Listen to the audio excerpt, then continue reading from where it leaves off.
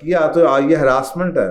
لیکن آج ہراسمنٹ یہ ہے کہ اگر آپ عورت کی اور آدمی کی مرضی ہے تو آپ کچھ بھی کر لیں تو وہ ہراسمنٹ نہیں ہے. اتنی آپ فریڈم کے اوپر اور یہ نیو ورلڈ آرڈر ہے.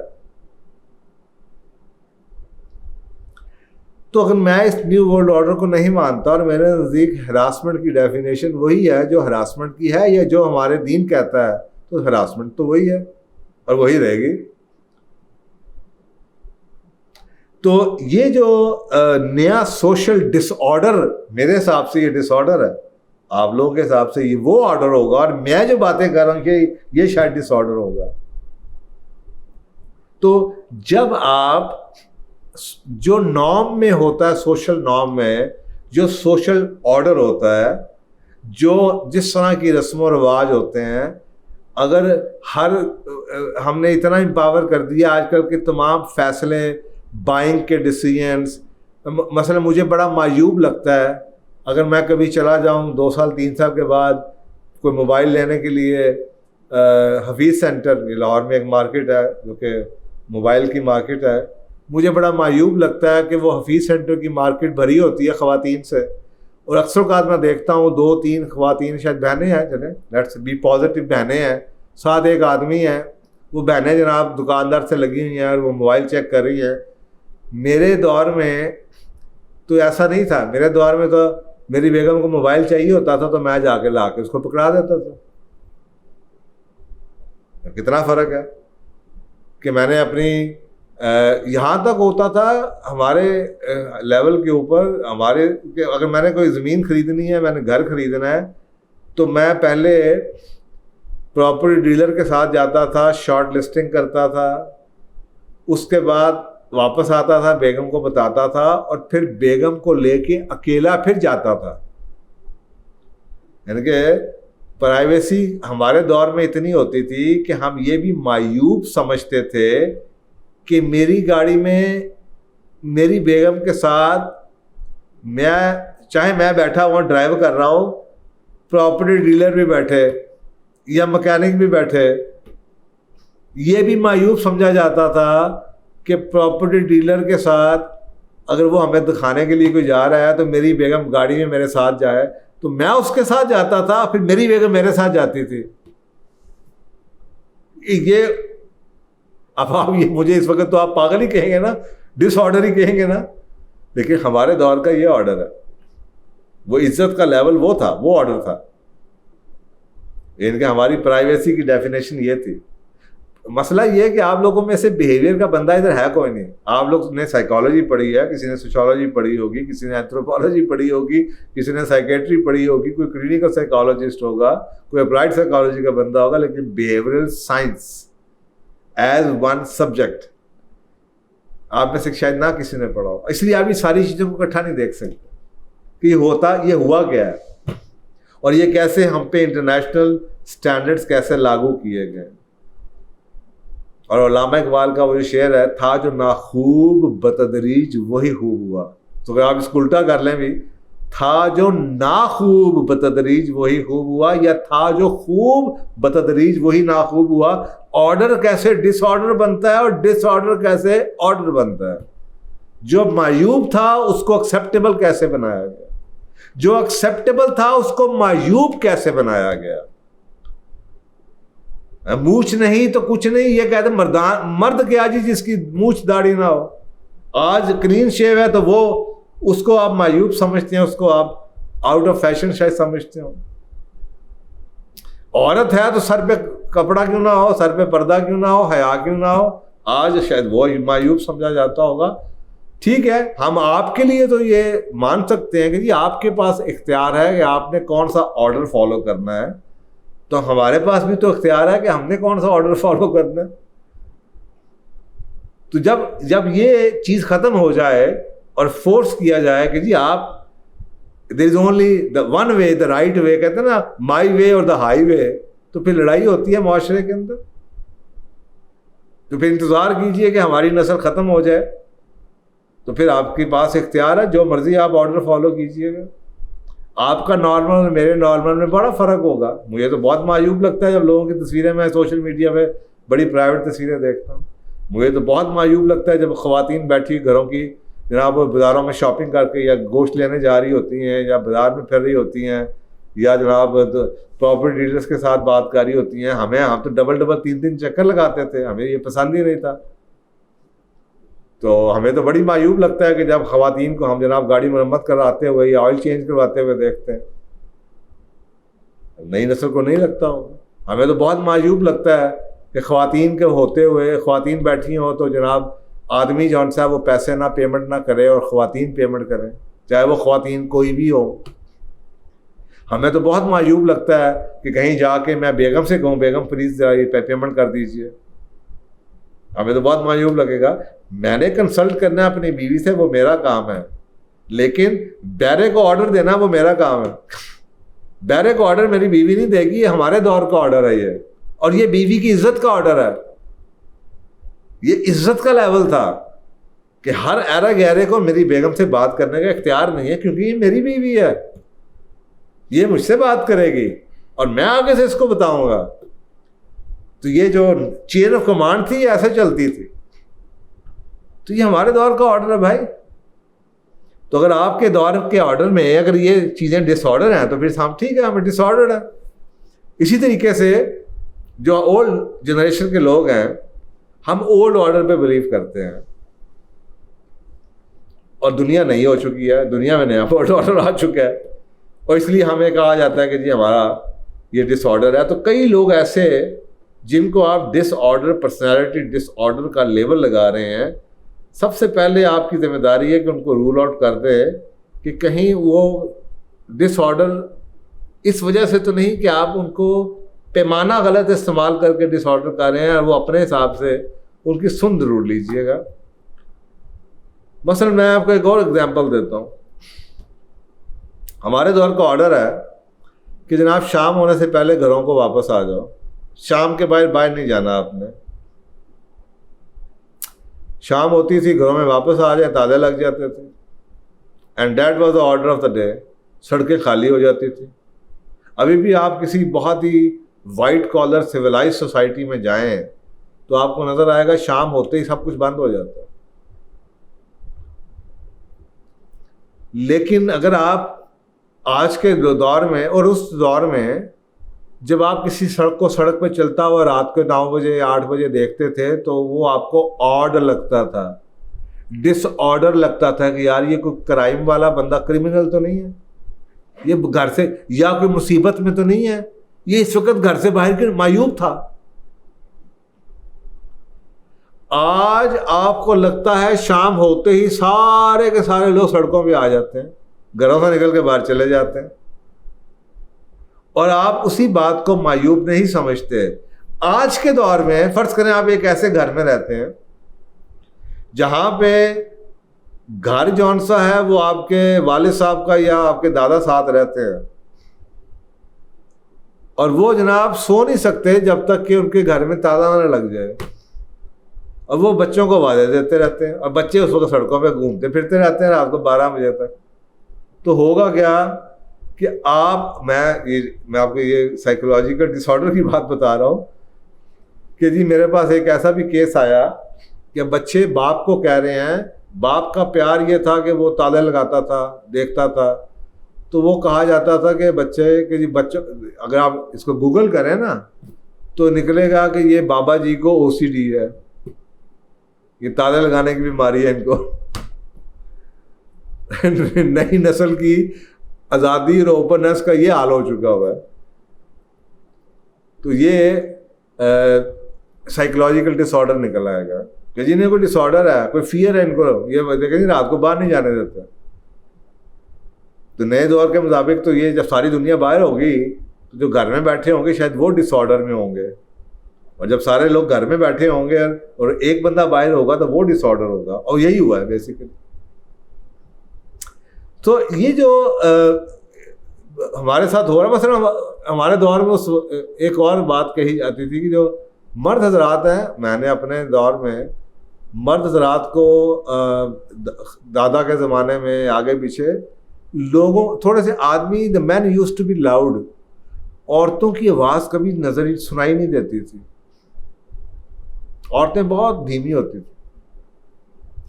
اور پردے کی میں یہ بھی شامل ہوتا تھا کہ عورت کی آواز بھی نہ آئے.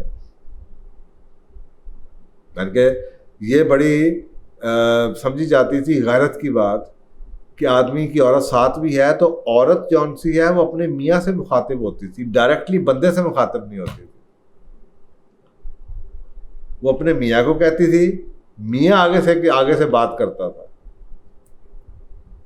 اگر دکان پہ گئے ہیں, گوشت لینے کے لیے گئے ہیں, ابھی بھی آپ کو یہ باتیں اگر آپ چلے جائیں نا, کچھ ایسے ایریاز ہیں جو کنزرویٹو سمجھے جاتے ہیں.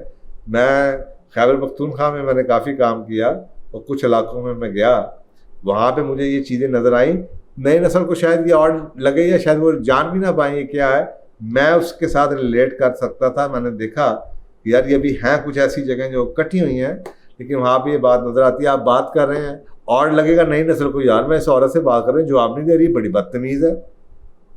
لیکن وہ آپ اس سے بات کر رہے ہیں, وہ اپنے میاں سے بات کر رہی ہے, میاں اس کو جواب دے رہا ہے. وہ برا سمجھتے ہیں اس چیز کو کہ آپ اس کی بیوی سے مخاطب ہو, تو اس حساب سے پرسنالٹی ڈس آرڈر ہوگا یہ. لیکن ان کے مطابق یہ تہذیب ہے, ان کے نزدیک یہی آرڈر ہے. ابھی ٹوٹل الٹا ہو چکا ہے.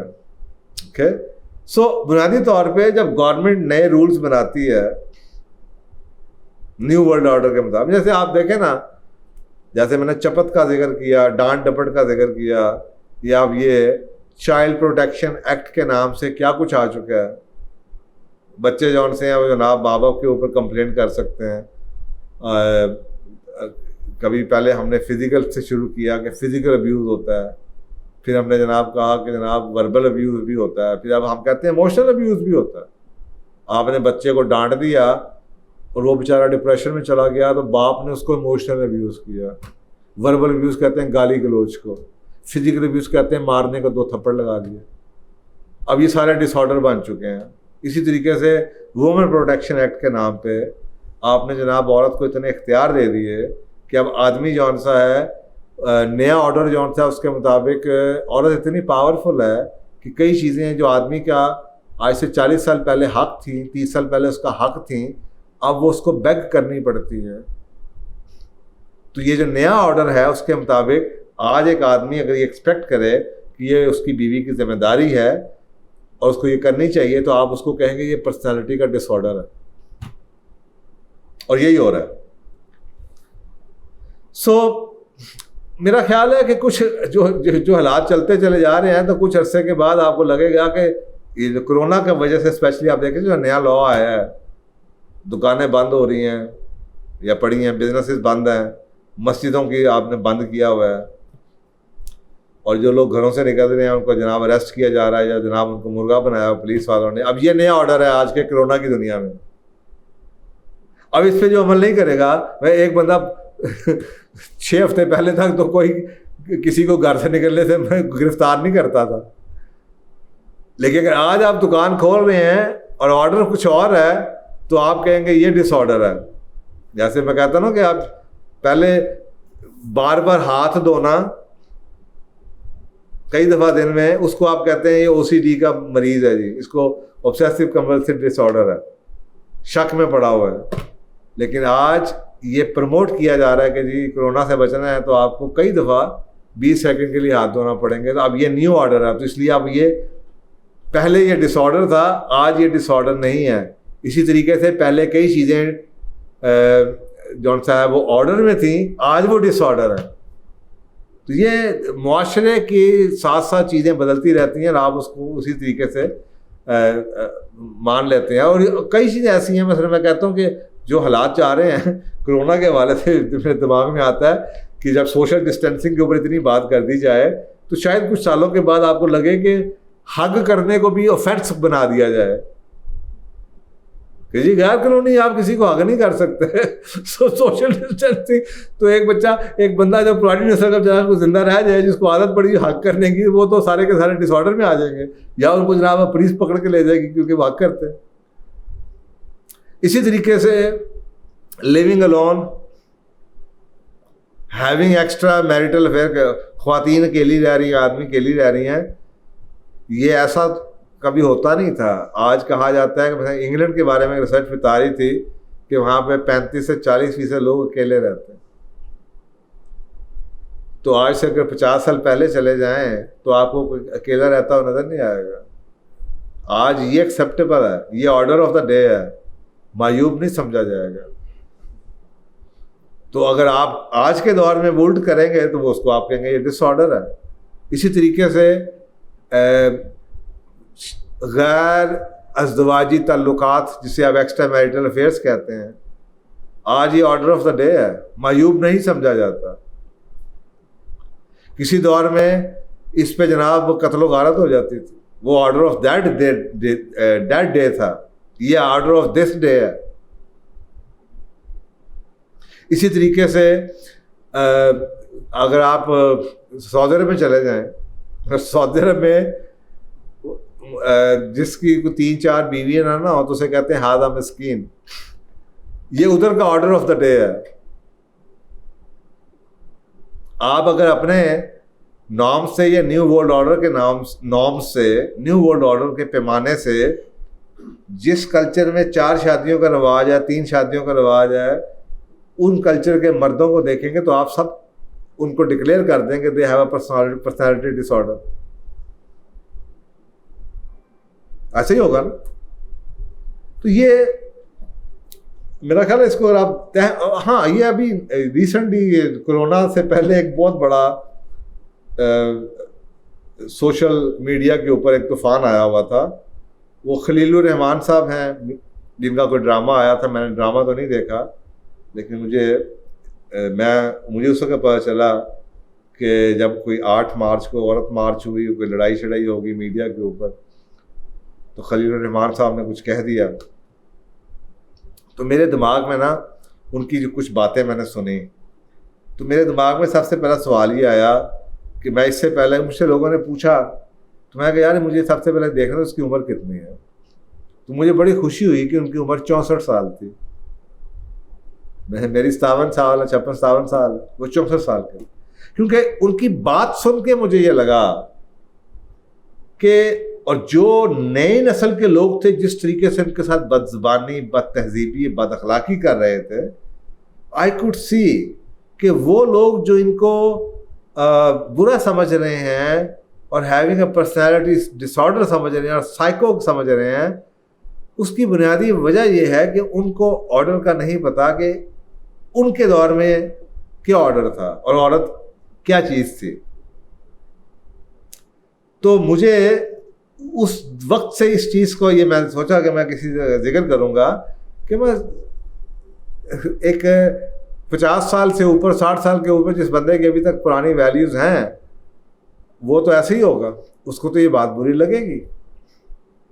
آپ دیکھیں ابھی بھی آپ کے کئی خاندان ایسے ہیں جہاں پہ جتنی مرضی وہ باہر ان کے بچے ایڈوانس ہو جائیں, جہاں پہ آپ کو لگے گا کہ آدمیوں کے ساتھ ان کی خواتین آپ کو نظر نہیں آئیں گی, پولیٹیکل نظام میں بھی نظر نہیں آئیں گے. آہستہ آہستہ ان کے بچے انٹر ہو جائیں گے یا ہو رہے ہیں, لیکن ابھی بھی ایسی جگہ موجود ہیں, ایسے خاندان موجود ہیں جہاں پہ وہی پرانی جو ویلیوز ہیں وہ اس نسل تک جب تک وہ زندہ ہیں وہ برقرار رہیں گی اور وہ چل رہی ہیں.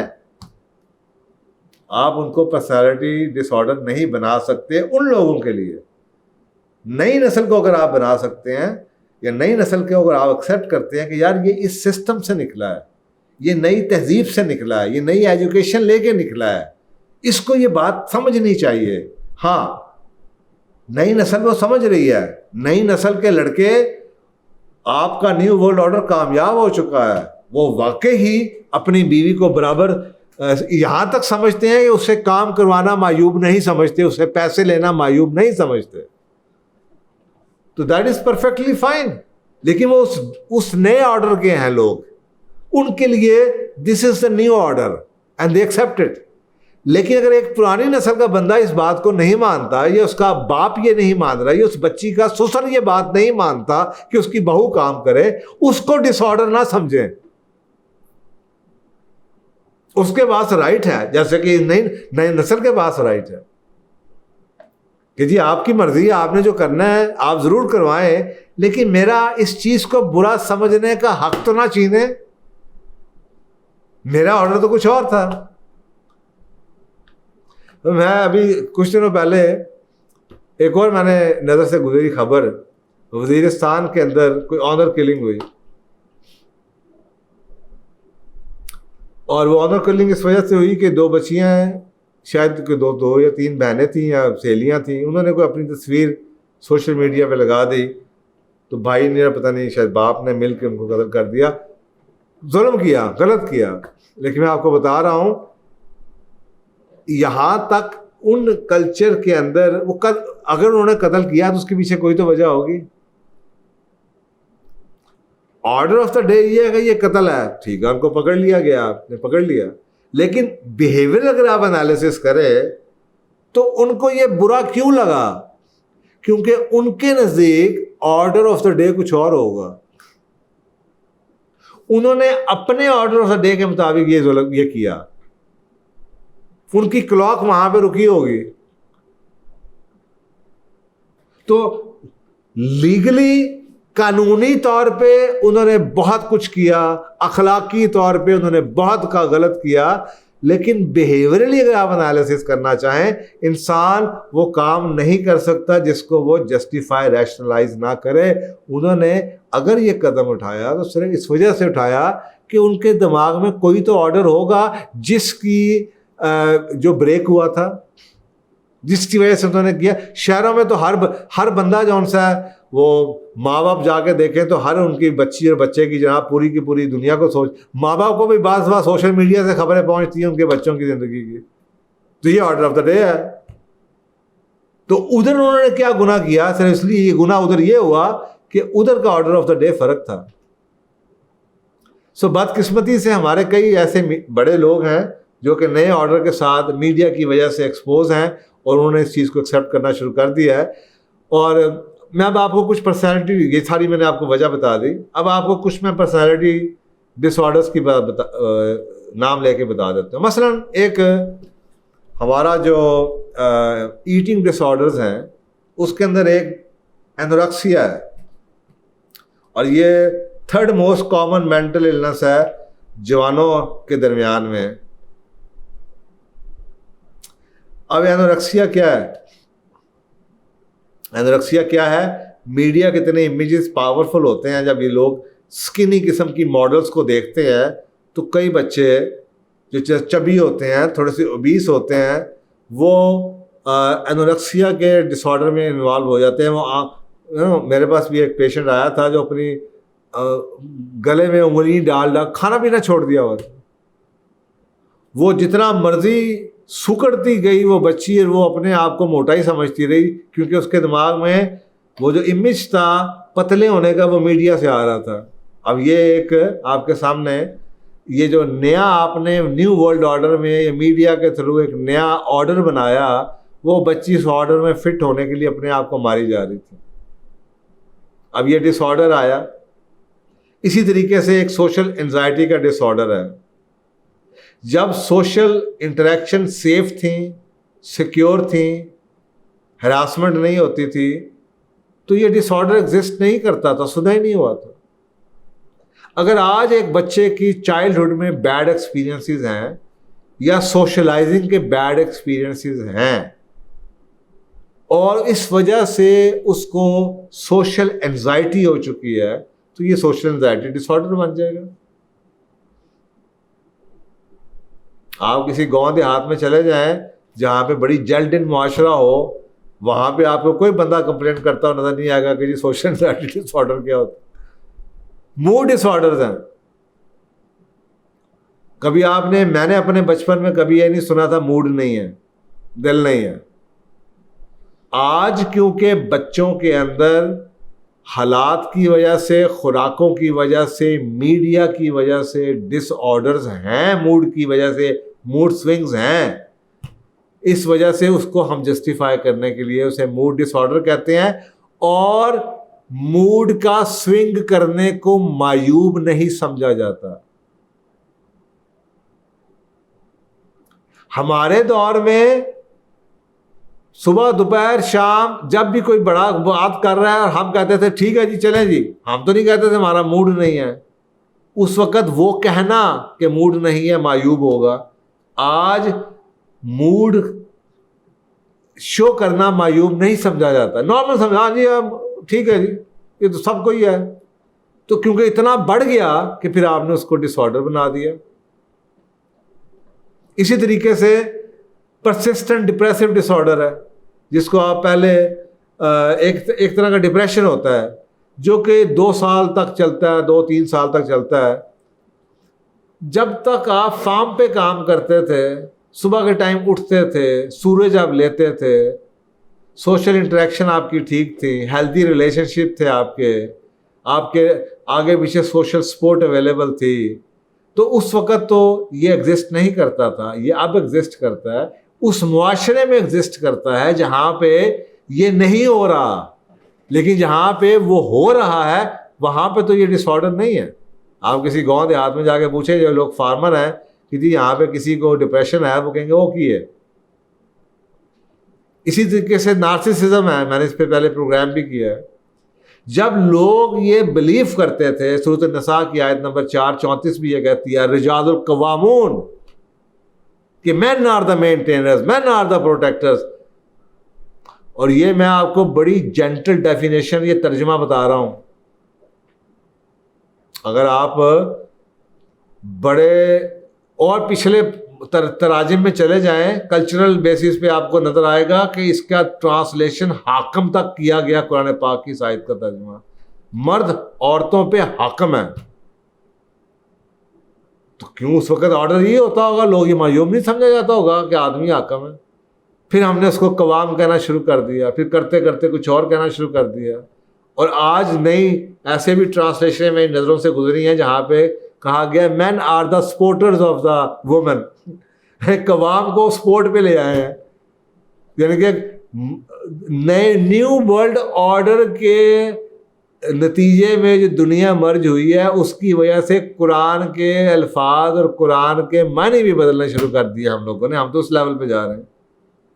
تو اس کا مطلب یہ ہے کہ ایک آدمی جو کہ آدمیوں کے کنٹرول پہ بلیو کرتا تھا, جو کہ اس کو معاشرے نے سکھایا تھا, وہ پرفیکٹلی ان آرڈر سمجھا جاتا تھا کچھ سال پہلے.